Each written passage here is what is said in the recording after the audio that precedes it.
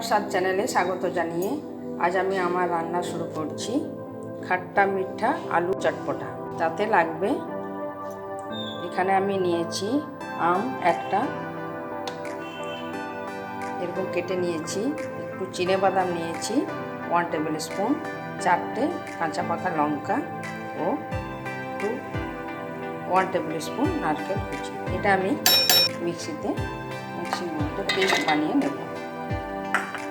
আর লাগবে ছোট সাইজের আলু, আমি মাঝখান দিয়ে এরকমভাবে কেটে একটু নুন দিয়ে সেদ্ধ করে রেখেছি খোসা ছাড়িয়ে। লাগবে কারি পাতা, ফোড়নের জন্য লাগবে সর্ষে, 2 শুকনো লঙ্কা ও একটা তেজপাতা, আমি মাঝখান দিয়ে এরকম কেটে নিয়েছি। লাগবে চিনি, স্বাদ মতো নুন, মিষ্টি দই 2 চামচ, আমি একটু জল দিয়ে ফেটিয়ে রেখেছি। আর লাগবে 1 চামচ লঙ্কার গুঁড়ো। তাহলে রান্না শুরু করছি। কড়াইয়ে আমি 4 চামচ তেল নিয়ে নিয়েছি, 4 টেবিল স্পুন তেল। এবার আমি ফোড়নগুলো দিয়ে দেবো।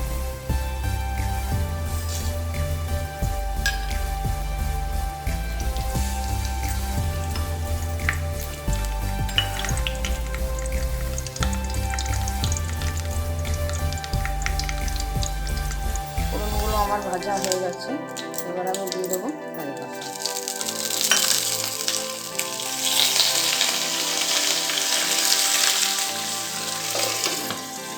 একটু চাপা দিয়ে দিচ্ছি।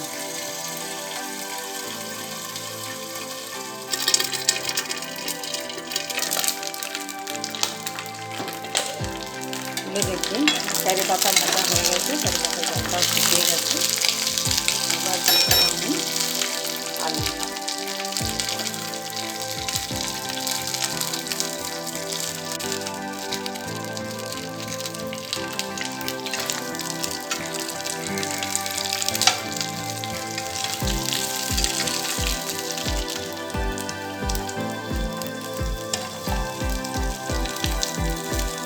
আলুগুলো একটু ভিজে নিয়েছি আমি, এবার দিয়ে দেবো নুন। দিয়ে দিচ্ছি আমি স্বাদ মতো নুন।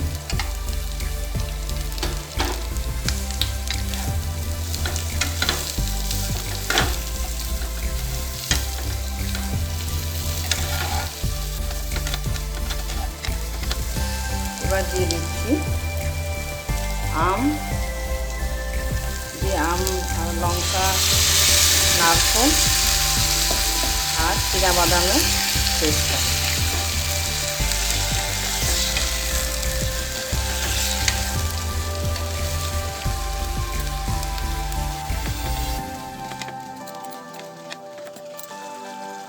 দিয়ে দেবো চিনি 1 টেবিল স্পুন।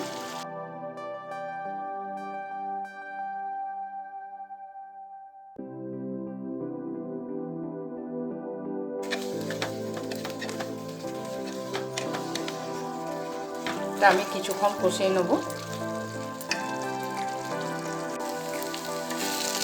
কষানো হয়ে গেছে, এবার আমি 2 কাপ মতো জল দিলাম।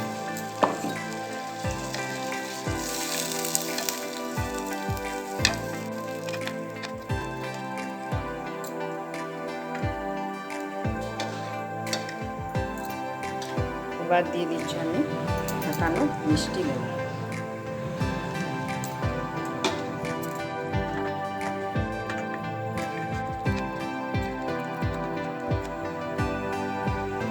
উঠে এলে আমি আঁচটা কমিয়ে একটু চাপা দিয়ে দেবো।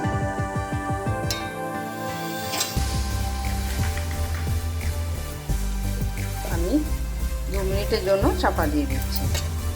2 মিনিট পর এসে দেখুন 2 মিনিট হয়ে গেছে, আমি এবার খুলে দেখি।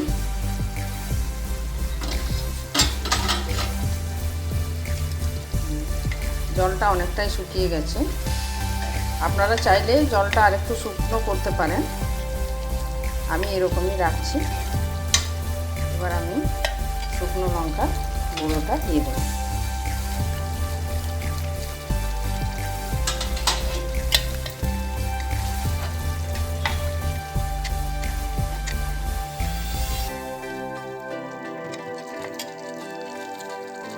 গ্যাস অফ করে দিচ্ছি। এটা সার্ভের জন্য এবার তুলে নিচ্ছি। তৈরি আমার খাট্টা মিঠা আলুর চটপটা।